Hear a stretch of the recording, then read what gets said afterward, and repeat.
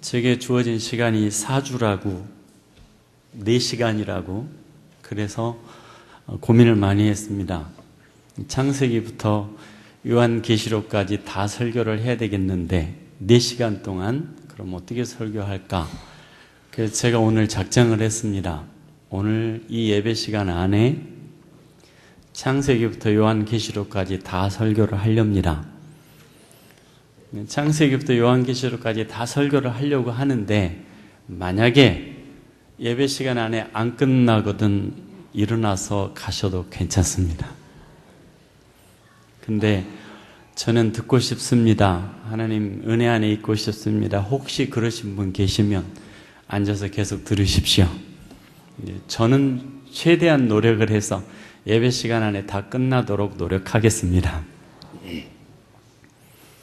오늘 본문에서 하나님께서 우리에게 말씀해 주신 핵심적인 내용만 간단하게 말씀을 드리자면 우리는 하나님 앞에 새 계명을 받았습니다. 그리고 그 새 계명을 지키라고 주께서 우리에게 요구하셨습니다. 그런데 그 새 계명을 지키지 않으면 우리는 주님과의 사귐이 없는 자다라는 뜻입니다. 그러니까 오늘 본문 설교만 듣고 싶으신 분은 이제 끝났으니까 가셔도 괜찮습니다. 오늘 본문 내용은 그렇습니다. 그러니까 주신 새 계명이 있는데 이 새 계명을 지키지 않는 사람은 예수님과 사귐이 없는 사람이고 그 사람은 빛 가운데 있는 사람이 아니고 어두움 가운데 있는 사람이다. 그래서 예수 믿는 사람이 아니다라는 뜻입니다. 그러면 새 계명이 무엇입니까? 그 새 계명은 너희가 서로 사랑하라라는 말씀이시죠. 그러면 이 내용을 예수님께서 특별히 이 본문에서만 말씀하셨느냐? 그렇지 않습니다.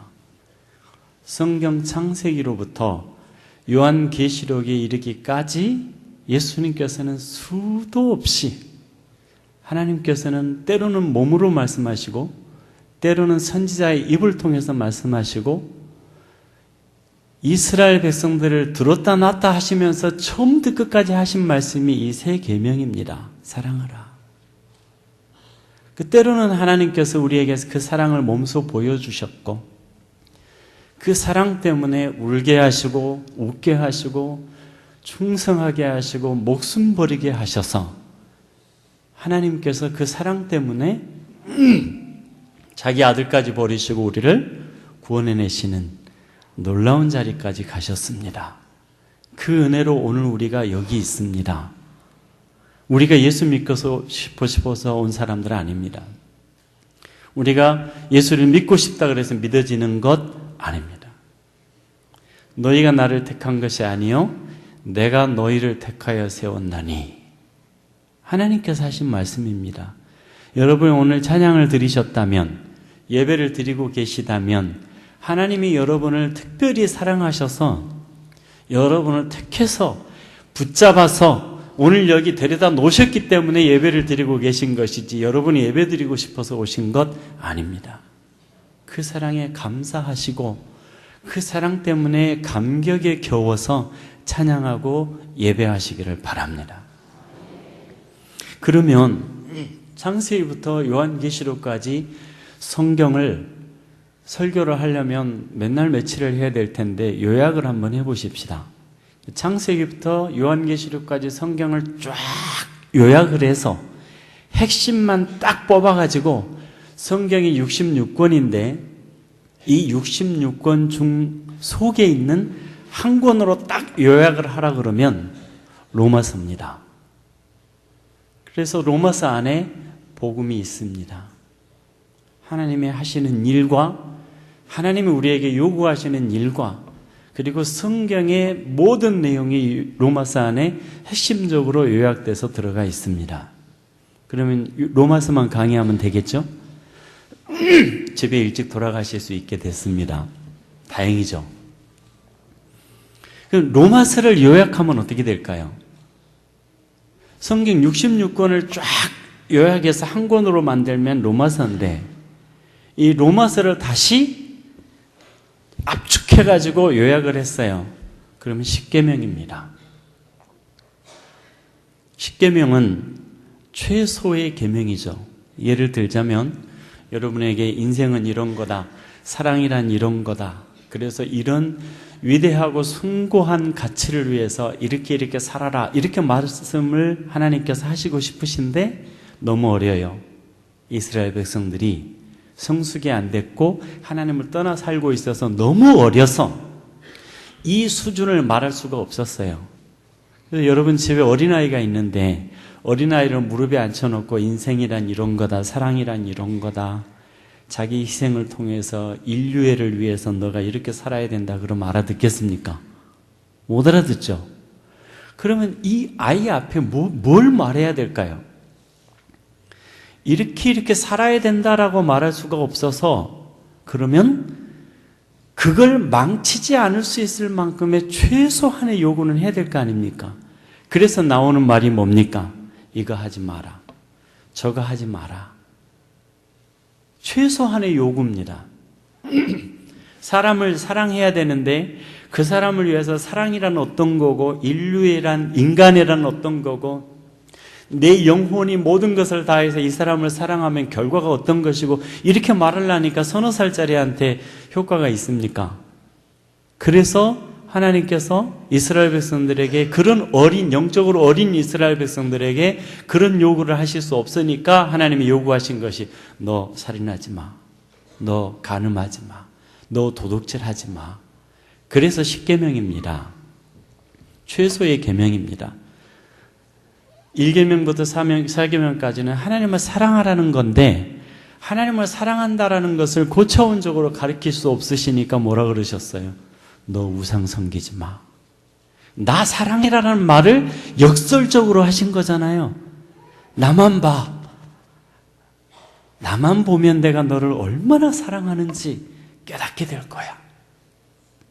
나만 예배하고 나만 바라보고 나만 따라와.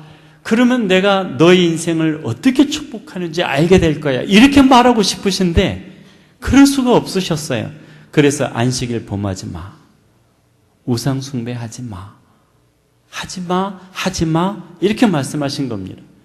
그래서 이것을 요약하면 1계명부터 4계명까지를 요약하니까 내 하나님을 사랑하라. 5계명부터 10계명까지를 요약을 하니까 어떻게 나와요? 내 이웃을 사랑하라. 그런데 내 이웃을 사랑하라는 말을 못하겠으니까 이웃을 해치지 마라. 너 도둑질 마라. 이웃과 도둑질하지 마라. 간음하지 마라. 이웃을 해하려고 거짓 증거하지 마라.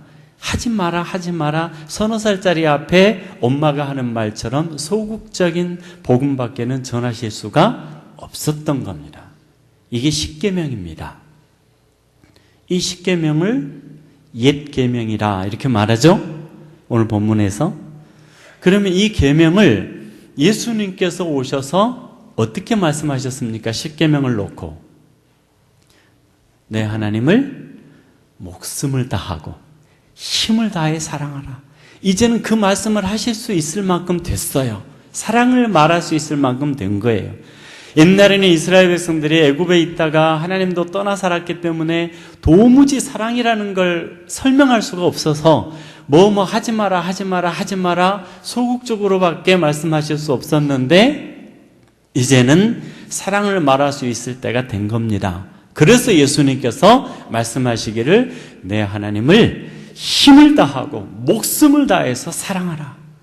그리고서 뭐라고 말씀하셨는가 하니 내 이웃을 내 몸과 같이 사랑하라. 이렇게 말씀하셨습니다. 그러면 하나님 사랑, 이웃 사랑입니다. 요약을 하면. 그럼 이걸 다시 요약을 하면 어떻게 됩니까? 성경은 뭘 말하고 있어요?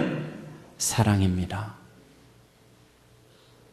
많은 사람들이 안타깝게도 하나님의 뜻이 무엇인지 모르겠다. 하나님의 음성을 듣는 법, 희한한 얘기들을 하고 다닙니다. 하나님의 뜻은 너무도 명확합니다. 성경 전체에 하나님의 뜻을 쫙 압축해서 딱 잡으니까 뭐라고요? 사랑이라고요. 하나님의 뜻은 사랑입니다. 하나님의 온 하늘과 땅에 외치시는 소리가 사랑입니다. 예배를 드릴 때마다 하나님이 우리에게 요구하시는 소리가 사랑입니다. 나를 사랑하라. 목숨을 다해서. 그리고 내 이웃을 사랑하라. 그럼 한번 여쭤보십시다. 하나님 사랑과 이웃 사랑, 자, 두 개가 있습니다. 하나님 사랑, 이웃 사랑. 둘 중에 어느 게 더 중요합니까? 하나님 사랑, 이웃 사랑. 어느 게 더 중요합니까? 네? 똑같아요. 저 설교 안 해도 될 것 같아요. 저보다 더 잘하시는 분이 계셔서 설교할 필요가 없을 듯해요. 대답이 하나님 사랑과 이웃 사랑은 똑같다. 그래서 어느 게 더 중요하다고 말할 수가 없다. 이렇게 말씀하십니다. 여러분도 그렇게 생각하십니까? 네. 그런데요, 여러분, 한국 교회에서 그렇게 생각하고 신앙생활하는 사람들 별로 없습니다. 만약에 똑같이 생각한다면 여러분 지금 우리 교회의 모습이 이렇지는 않습니다. 우리가 살아가는 모습이 이렇지 않습니다. 전혀 달라요. 교회가 사랑에 겨워서 교회에 오면 서로 얼싸안고 좋아서 어쩔 줄 모릅니다. 이견이 어디 있어요? 회의가 왜 길어집니까? 그런 일 없어요. 진짜 여러분이 하나님 사랑하고 이웃 사랑하고 똑같다고 생각하고 신앙생활을 하고 계시다면 그런 일 없어요. 근데 우리 현실은 그렇지 않잖아요. 그 말은 두 개가 똑같다라고 생각하고 똑같이 실천하고 사는 사람이 있다 없다? 없다라는 겁니다. 머릿속에서는 똑같다라고 생각을 합니다. 생활 속에서는 그렇지 않습니다. 그래서 나타난 결과가 뭐냐? 하나님의 사랑만 중요해요. 그래서 하나님을 사랑하기 위해서 주어진 최소한의 규율, 그걸 지키기 위해서 몸부림을 칩니다. 대표적인 사람이 성경의 바리새인입니다. 하나님 사랑만 중요한 거예요. 그래서 하나님을 사랑하기 위해서 하나님이 적어주신 계명을 죽도록 지킵니다. 근처에 11조까지 드렸다. 나무를 캐왔는데 나물 바구니를 딱 놓고 뿌리 개수를 세가지고 그 개수의 11조를 하나님 앞에 드릴 정도로 철저했다라는 겁니다. 여러분 중에 11조를 그렇게까지 하실 수 있는 분 계십니까? 나물 캐오면 다 어디로 들어갑니까? 어디로 들어가요? 나물 캐오면 다 냄비 속으로 들어가죠. 그렇죠?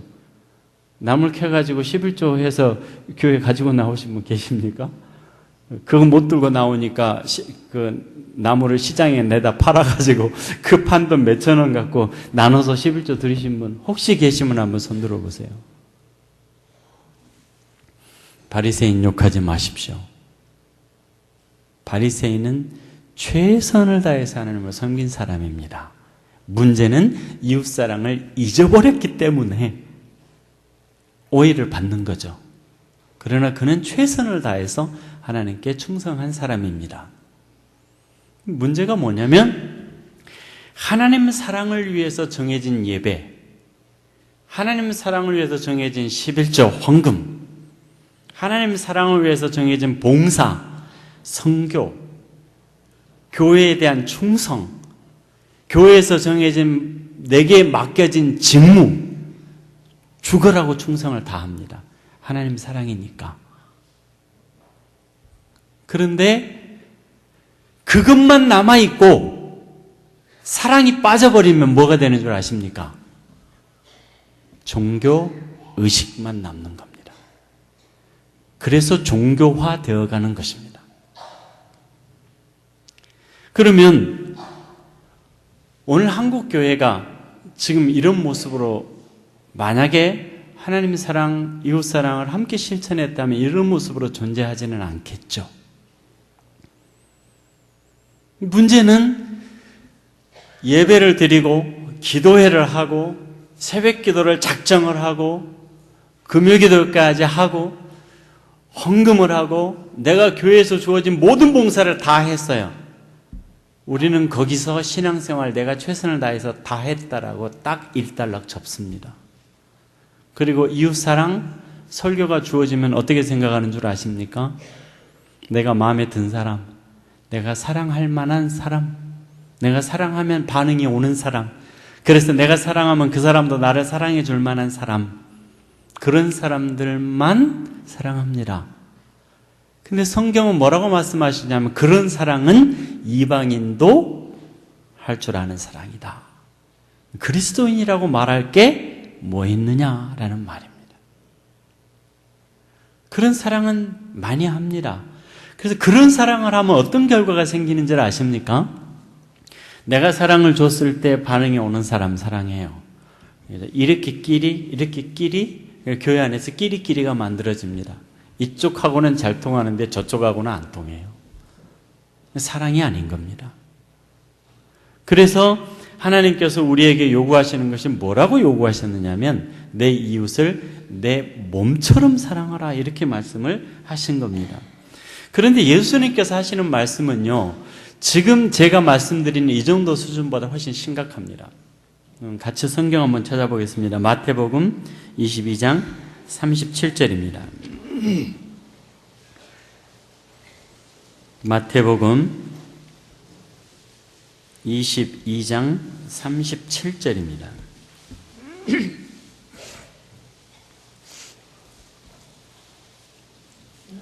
마태복음 22장 37절부터 40절까지 함께 읽습니다. 시작. 예수께서 이르시되 내 마음을 다하고 목숨을 다하고 뜻을 다하여 주 너희 하나님을 사랑하라 하셨으니 이것이 크고 첫째 되는 계명이요 둘째도 그와 같으니 내 이웃을 내 자신같이 사랑하라 하셨으니 이 두 계명이 온 율법과 선지자의 강령이니라. 아멘. 이 두 계명이 뭐라 말씀하셔요? 이 두 계명이 온 율법과 선지자의 강령이라. 그러니까 성경에서 전체에서 성경 전체에서 우리에게 요구하고 계시는 하나님의 율법이요 말씀이다 이 말입니다. 그러니까 성경 전체를 요약하면 내 하나님을 사랑하고 이웃을 사랑하는 것이다 이렇게 말씀을 하십니다. 그런데요, 이 부분에 대해서 요한복음 13장에 예수님이 이렇게 말씀하십니다. 다시 한번 찾아보십시다. 요한복음 13장 34절입니다. 요한복음 13장 34, 35절을 함께 읽겠습니다. 시작.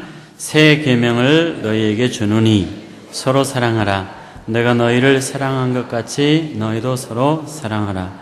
너희가 서로 사랑하면 이로써 모든 사람이 너희가 내 제자인 줄 알리라. 아멘. 너희가 서로 사랑하면 뭘 아신다 그래요? 너희가 내 제자인 줄 알리라. 무슨 뜻입니까? 제자라는 개념은 첫 번째는 예수님이 기르시던 제자들에게 적용이 됐고 그 다음에는 그를 따르던 문도들에게 적용이 됐고 그리고 광범위한 해석으로는 예수님을 믿고 따르는 모든 사람들에게 적용되는 말씀입니다. 그렇다면 예수님께서 핵심적으로 말씀하시는 내용은 뭐냐 하면 하나님을 사랑하고 이웃을 사랑하는 게 새 계명인데 너희가 서로 사랑하지 아니하면 나 믿는 사람 아니다. 너희가 서로 사랑하지 아니하면 계명을 지키는 것도 아니고 성경을 지키는 것도 아니고 심지어 나를 믿고 따르는 자가 아니다. 이렇게 말씀하고 계시는 겁니다. 여러분, 바울은 뭐라고 이 부분을 해석하고 우리에게 말씀하셨는가 하니, 간음하지 말라, 살인하지 말라, 도둑질하지 말라, 탐내지 말라 한 것과 그 외에 다른 계명이 있을지라도 내 이웃을 내 자신과 같이 사랑하라 하신 그 말씀 가운데 다 들었느니라. 무슨 뜻입니까? 성경에서 창세기부터 수없이 많은 말씀들을 하셨고, 간음하지 말라, 도둑질하지 말라, 살인하지 말라 다 들었는데 그 모든 계명이 내 이웃을 사랑하라라고 하시는 말씀 속에 이 모든 것이 다 들었다라는 말입니다. 그렇다면 창세기부터 요한계시록까지 하나님께서 하신 모든 말씀이 어디 들어있는 겁니까? 너희가 서로 사랑하라 하신 말씀 속에 다 들어있다라는 겁니다. 다시 말씀을 드리면, 여러분이 서로 사랑하지 않으면 성경 안 믿는 사람입니다. 여러분이 서로 용납하고 사랑하지 못하면 여러분은 성경을 하나도 알지 못하는 사람입니다. 아무리 유창하게 창세기부터 요한계시록까지 강의를 할 줄 알고 달달 외우고 설교를 잘해도 사랑하지 않는다면 성경을 모르는 사람이요, 성경을 지키지 않는 사람이요, 하나님의 뜻을 단 한 개도 모르는 사람이다라는 뜻입니다. 그렇다면 우리의 삶은 굉장히 심각한 문제를 가져오게 됩니다. 바울이 이렇게 말했죠. 온 율법은 내 이웃 사랑하기를 내 자신같이 하라 하신 한 말씀에서 이루어졌나니. 그러니까 온 율법이 다 이루어지는 것은 어디에서 이루어지느냐 하면 내 이웃 사랑하기를 내 자신같이 하라 하신 한 말씀에서 이루어졌다라는 겁니다. 그렇다면 우리가 이웃을 정말로 사랑한다면 하나님의 창세기부터 요한계시록까지 온 율법을 다 완성한 사람입니다. 그 사람이 신앙생활을 제일 잘하는 사람입니다. 그런데 문제는 하나님께서 보실 때 이스라엘 백성들이 이런 신앙생활을 하는 사람들이 없더라라는 겁니다. 하나님 앞에 나와서는 거룩하고 요 단추도 안 채우면 큰일 나요. 보수적인 교회 가면, 죄송합니다, 제가 단추 채우면 너무 슬림해져서 너무 날씬해져 가지고 사람들이 시샘할까 봐 제가 단추를 잘 못 채웁니다. 죄송합니다. 하나님께 내가 하는 모든 행위가 내 신앙의 전부다.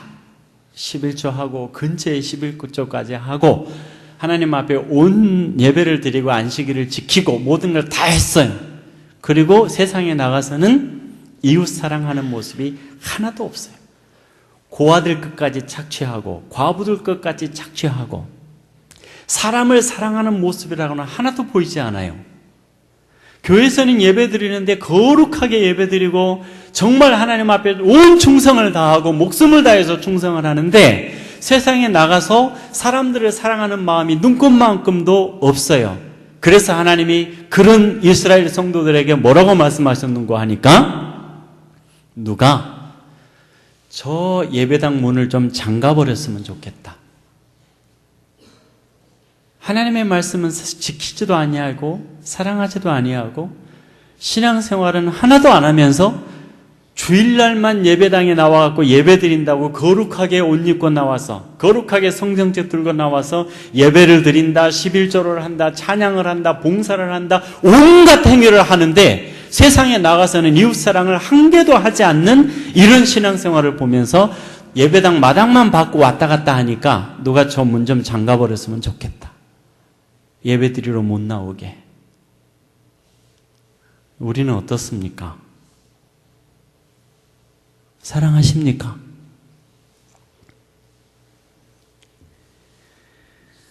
바울은 이웃사랑이 온 율법의 완성이라고 말을 합니다. 그러면서 이웃사랑이 하나님 사랑의 완성이다, 이렇게 설명을 합니다. 무슨 뜻입니까?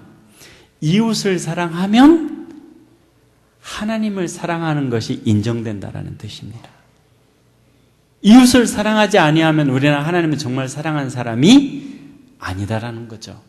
그래서 이웃 사랑을 통해서 우리는 하나님의 사랑을 완성하는 겁니다. 이웃 사랑을 하면 그 사랑하는 사람이 하나님 앞에 나와서 예배를 드릴 때 그 예배를 하나님이 기쁨으로 연락하시고 임재하셔서 그와 함께 하시고 그 영혼의 찬양을 받으시고 그를 축복하십니다. 그래서 로마서 12장에서는 뭐라고 말씀하셨는가? 너희를 거룩한 산제사로 드리라. 죽었다 살았다의 개념의 산제사가 아닌 삶 속에서 살아가면서 하나님이 원하시는 성경의 내용을 실행하면서 그것이 내 삶에 온전히 하나님 앞에 드려지는 거룩한 산제사로 드리라라는 뜻입니다. 그러면 따져보십시다. 목사님이 설교를 하는데 사랑이 없어요. 그러면 사례비를 받으니까 뭐라고 불러야 됩니까? 싹군이라고 말하겠죠. 장로님은 사례비를 안 받으니까 장로님은 교회 봉사를 하시는데 사랑이 없어요. 그럼 뭐라고 불러야 됩니까? 사례비를 받으면 싹군이라 그러겠는데 장로님 죄송합니다. 사례비를 받으면 장로님도 싹군이라고 부르어야 될 것 같은데 사례비를 안 받잖아요. 대답을 안 하시는 거 보니까 여기 교회 장로님들은 사례비를 받으시나 봅니다. 그래요? 안 받잖아요. 그럼 뭐라고 불러야 됩니까? 장로님의 사랑이 없어요. 짝퉁입니다. 권사님인데 집사님들인데 사랑이 없어요. 뭐라고 불러야 됩니까? 짝퉁 플러스 예수님과의 사귐이 없는 사람이다. 성경의 선언입니다. 예수님을 모르는 사람이다. 이 성경의 선언입니다. 여러분, 종교생활은 뭡니까? 종교생활과 신앙생활의 차이를 알고 계십니까? 종교생활은요, 내가 능력이 없는 유한한 존재이기 때문에 능력이 있는 어떤 무한한 존재에게 빌어서 내가 없는 힘, 내가 없는 물질, 내가 없는 건강, 내가 없는 자식, 이 모든 것을 얻어내는 게 종교생활입니다. 이 종교생활은 선앙당 앞에 가서 할 수도 있고 불상 앞에 가서 할 수도 있고 거대한 나무 밑에 가서 할 수도 있고 우리 옛날에 어르신들은 장독대 앞에 가서 했습니다. 정화수 떠놓고. 종교생활입니다. 요즘에 한국교회를 쭉 돌아보니까 매우 고맙게도 종교생활을 하긴 하는데 장독대 앞에 가서 하지 않고 십자가 앞에 와서 하더라고요. 그래도 딴 데 가서 한 것보다 훨씬 다행이죠. 불상 앞에 가서 하는 것보다는 얼마나 다행입니까?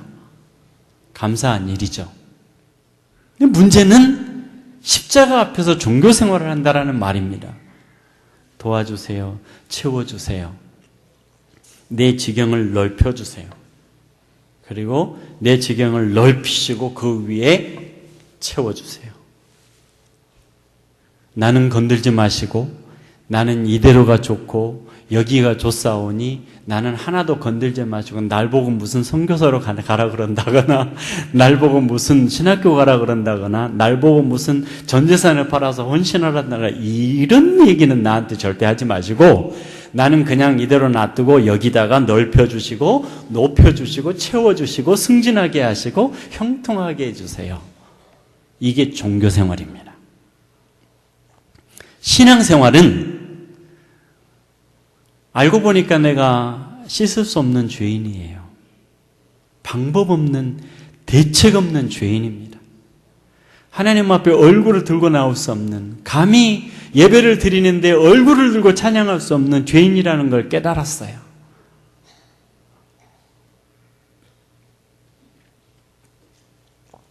주님의 사랑 때문에.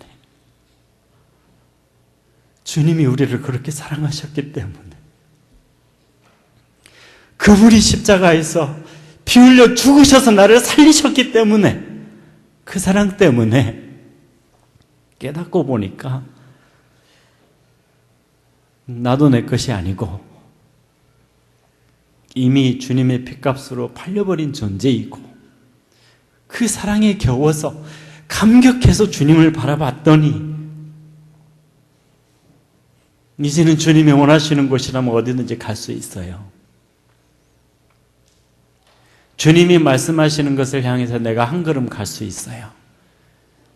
그래서 주님이 내게 그 은혜와 사랑을 주셔서 너무 감격스러워서 주님이 원하시는 곳을 향해서 한 발짝 갔더니 하나님이 역사하시기 시작하십니다. 하나님이 능력 주시기 시작하십니다. 내가 계산도 하지 않고 나아갔더니 하나님께서 위로부터 채우셔서 넘치게 하십니다. 세상에서 상상도 할 수 없었던 일을 하나님께서 하늘 문을 여시고 그 일을 시작하시니까 세상이 놀라고 내가 놀라고 감격스럽습니다. 그걸 이름하여 형통이라 말합니다. 그런데 우리는 나를 버리지 않고 나를 내놓지 않고 여기다가 그냥 형통하게 해주세요, 채워주세요라고 요구하니까 형통이라는 단어하고 나하고는 상관없는 사람이 되고 마는 겁니다. 왜요? 종교생활이니까. 신앙생활은 하나님께서 나를 살리셨습니다. 그분이 나를 핏값으로 사셨습니다. 이제는 그분이 원하시는 것을 향해서 이제는 내가 내 목숨을 다해서 내 혼을 다해서 드리고 헌신하고 달려가는 것입니다. 그런데 그 목표가 어딘지 성경에서 가르쳐 주시더라고요. 내가 나를 버리고 내 모든 걸 버리고 달려가야 되는 것이 어딘지 성경에서 딱 보여주셨는데 성경 66권 딱 압축해 놓으니까 뭐라고요? 그게? 목표가 사랑이라고요. 목사라면 성도를 하나님이 맡겨주신 성도를 사랑하는 일에 목숨 걸어야 됩니다. 그게 목숨 다해 할 일입니다. 한국교회 오랜 동안 선교하다가 한국교회 와보니까 목사님들이 착각하고 계시는 게 하나 있더라고요.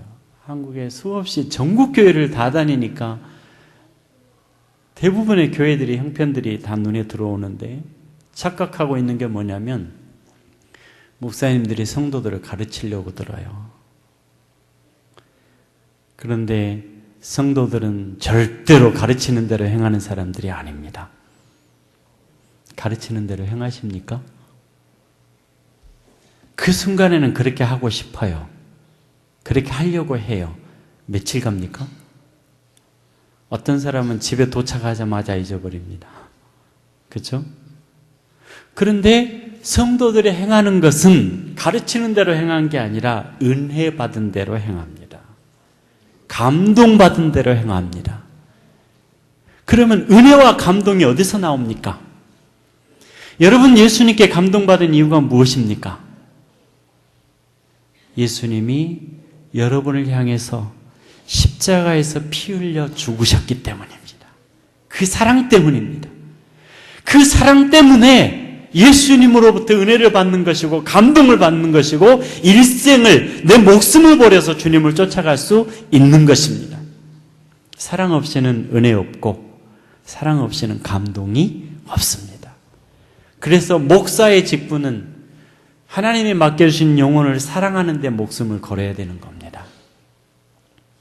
장로님들은요, 성도 25명당 한 분씩 장로님들을 뽑는 거죠. 여기 합동적 법규도 그렇죠. 왜 25명당 한 명씩 장로를 뽑습니까? 이유가 뭡니까? 교회에서 중요한 자리 맡으라고 장로 뽑는 거 아닙니다. 교회 재정 맡으라고 장로 뽑는 거 아닙니다. 성경의 교회 재정은 집사들의 몫입니다. 왜 장로님들을 뽑습니까? 25명당 한 분으로. 성도 25명씩 맡아서 목숨 버려서 사랑하라는 뜻입니다. 그거 하고 계십니까? 오늘 대표기도 하신 장로님. 대표기도 하셨기 때문에 오늘 몰매를 맞으셔야 될 것 같습니다. 한국 교회에서 성도 25명을 사랑하기 위해서 목숨 버려 장로 직분 감당하시는 분들 많지 않습니다. 마치 교회의 중요한 직분 맡아서 교회를 끌고 가는 책임 맡은 사람인 줄로 착각합니다. 아니요. 목사는 맡겨주신 영혼들을 사랑하는 일에 목숨 버리라는 직분이고, 장로는 25명당 한 분씩 맡아서 그분들을 사랑하는데 목숨 버리라는 뜻입니다. 함부로 장로 되지 마십시오. 25명을 위해서 죽기 살기로 사랑하는 일이 쉬운 일 아닙니다. 하나님께서 우리에게 그 일을 위해서 우리에게 예배자로 세우시고 말씀을 가르치셨습니다.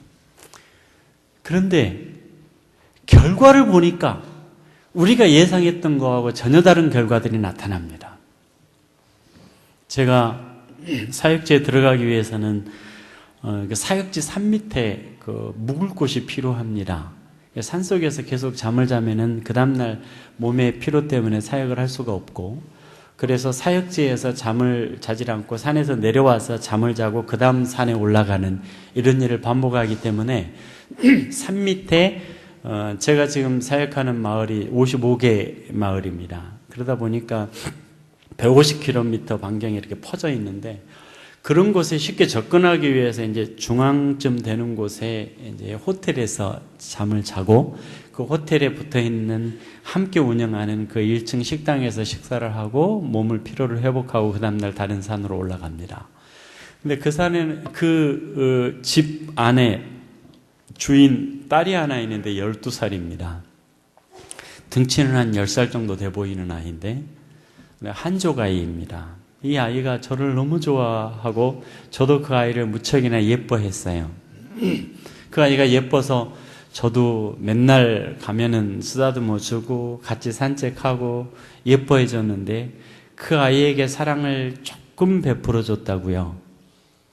하나님이 무슨 일을 벌이셨느냐면, 그 아이가 1월 달에 자기 아버지에게 정식으로 요청을 했어요. 아빠, 제가 아빠를 2분 모시고 살고 싶은데 허락해 주시겠습니까? 이렇게 요청을 했어요. 당돌하죠? 그래서 이 아이가 아빠한테 그런 요청을 하니까 아빠가 그 아이에게 허락을 해줬어요. 그래서 그 아이는 제 양딸이 된 겁니다. 그래서 저도 더더욱 예뻐하고 안아주고, 가면은 한국에서 핸드크림이라도 준비해서 가가지고 바르라고 주고 예뻐를 해줬는데, 제가 베푼 사랑은 눈금만큼밖에 안 되는데, 산에서 사역을 마치고 내려오는데 제가 피곤해서, 아마 몹시 피곤해서 1층 식당에 내려가 밥 먹기가 힘들어 보였나 봐요. 이 아이가 자기 식당의 주방장에게 주문을 해가지고 식사를 차려가지고 이렇게 큰 쟁반에다가 밥을 제가 좋아하는 것만 다 골랐어요. 그걸 다 골라가지고 그걸 차려가지고 내 방으로 들고 들어와요. 얼마나 감격스러운지요. 그러더니 그 다음날 그 할아버지가, 양딸의 할아버지가 온 가문의 식구들을 다 끌어모았어요. 다 모이니까 40여 명쯤 돼요. 그 식구들이, 형제들이 6형제인데 8형제가 다 결혼하고 자식들이 결혼해서 자식들을 또 낳았기 때문에 손자 손녀들까지 다 모으니까 40여 명 되는데, 40여 명의 친척들을 다 끌어모아 놓고 저를 그 양딸의 아버지로 인정하는 자리를 만든 겁니다. 그래서 온 가문의 식구들한테 저를 인증시키기 위해서 딱 모였는데, 음식을 차려놨는데 입이 쩍 벌어질 정도로 차려놨더라고요. 그리고서 거기에서 선언하기를, 연설이 상당히 거창하더라고요. 두 국가에서 서로 모르는 사람들이 이렇게 서로 교제가 깊어져 가는 것은 미래를 위하여 염분을 심는 일이다. 아울러서 내 손녀에게 집안의 어른과 똑같은 끔찍한 사랑을 베풀어 준 것에 대해서 감사하다. 그리고 이후부터는 내 양손녀의 아버지시기 때문에 한 식구라 이제부터는 이 식당에서는 밥값을 받을 수 없다. 그리고 나서는 갑자기 변화가 생기는데요. 내가 주문을 해서 돈을 내고 먹을 때는 내가 먹을 수 있는 양이 조금밖에 안 되잖아요. 그러니까 조금씩만 시켜 먹죠. 먹을 수 있는 양만큼만. 그런데 돈을 받을 수 없다라고 선언을 하더니요, 그 다음부터 상다리가 부러져요. 다 먹을 수 없는 양이 나와요. 버섯 샤브샤브를 갖다가 놓는데 이만한 큰 항아리에다가 불을 딱 붙여놓고 거기에다 버섯, 온갖 종류의 버섯을 다 넣어놨는데 네 사람 한 식구가 먹어도 다 못 먹을 양을 다 집어넣어놓고 그걸 먹으래요. 한국 사람들의 비용으로는 너무 비싸서 시킬 수 없는 특별한 요리들이 있습니다. 그런 요리들을 만들어 놓고 다 먹으래요. 그래서 제가 막 뭐라 그랬죠. 다 먹지도 못하는데 이렇게 만들어 놓으면 이거 다 버리지 않느냐 그랬더니 그 다음부터는 어떻게 하느냐면 그보다 더 많이 차려요. 그보다 더 많이 딱 차려놓고 온 식구가 다 모여서 같이 먹는 거예요. 저랑 같이. 그러니까 이제 온갖 종류의 음식을 다 먹을 수 있죠. 보세요. 배가 나왔습니다. 온갖 종류의 음식들을 다 먹을 수 있는, 그것도 비용을 내지 않고 중국에 가서. 여러분 그런 경험 해보셨습니까? 내가 조그만 사랑을 베풀면 하나님의 사랑이 감당할 수 없이 쏟아집니다. 하나님이 그러고 싶어서 사랑하라는 겁니다. 여러분 시켜 먹으려고, 여러분 미워하는 사람을 위해서 시켜 먹으려고 사랑하라고 말씀하시는 거 아닙니다. 사랑하면. 광저우에 설교하러 가서 그 성도들을 사랑하고 그 성도들을 위해서 기도하고 많은 고민들에 빠져 있길래 그 사람들을 위해서 하루 설교하러 갔는데 이틀간 집회를 하면서 그 성도들을 사랑하고 났더니 내오는 식사가 킹크랩에다가 랍스타에다가 감당할 수 없는 것들이 나옵니다.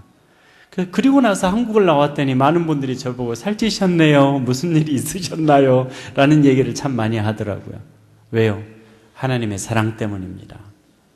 그래서 제가 글을 쓰면서 그랬어요. 하나님이 온 땅에 울리도록 외치고 계십니다. 내가 너를 사랑한다. 내가 너의 아버지다. 내가 너를 얼마나 사랑하는지 알고 있느냐? 알고 계십니까? 하나님은 우리를 사랑하고 싶어서 미치셨습니다. 아들까지 내주셨습니다. 그리고 사시는 말씀이 사랑하라 그러십니다. 그리고 이웃을 사랑하면 하나님 사랑이 인정되고 이웃을 사랑함으로 온 율법이 완성됐다라고 말씀하고 계시는 것입니다. 사랑하십시오. 그분이 얼마나 여러분을 더 깊이 사랑하시는지 체험하시게 될 줄로 믿습니다. 정말로 나는 사랑을 하는데 저 사람은 사랑이 없어. 만약에 그렇게 느끼신다면 이렇게 생각하셔야만 옳습니다. 여러분이 2살짜리 아기한테 사랑을 베풀어줬는데 그 아기가 여러분을 사랑하지 않아요. 삐지시는 분 계십니까? 혹시 그 정도로도 삐지신다면 좀 치료를 받으셔야 되는 분입니다. 안 삐지잖아요. 어린아이한테 사랑을 베풀었는데 그 아이가 나에게 사랑을 베풀어주지 않는다고 삐지는 사람은 이 세상에 없습니다. 왜요? 어리니까 당연한 거잖아요. 교회 안에서 내가 사랑을 하는데 그 사람은 나를 사랑하지 않아요. 미워해요. 왜요? 왜 그래요? 어리니까. 영적으로 어리기 때문에. 직분은 목사일 수도 있고 직분은 장로일 수도 있고 직분은 권사일 수도 있는데 영적으로는 너무 어려서 사랑을 할 수 없는 사람이에요. 그러면 어떻게 해야 됩니까? 기다려줘야죠. 클 때까지 기도해 주세요. 사랑해 주세요. 클 때까지 기다려주세요. 이게 진짜 사랑입니다. 내가 사랑하니까 그 사람도 나를 사랑해요. 누구도 할 수 있어요? 이방인도 할 수 있는 사랑입니다.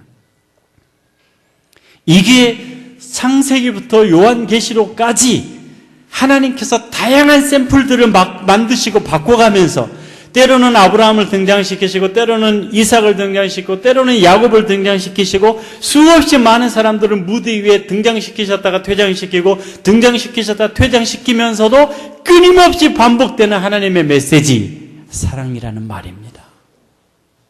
시대는 바뀔 수 있어요. 대상은 바뀔 수 있어요. 주인공은 바뀔 수 있어요.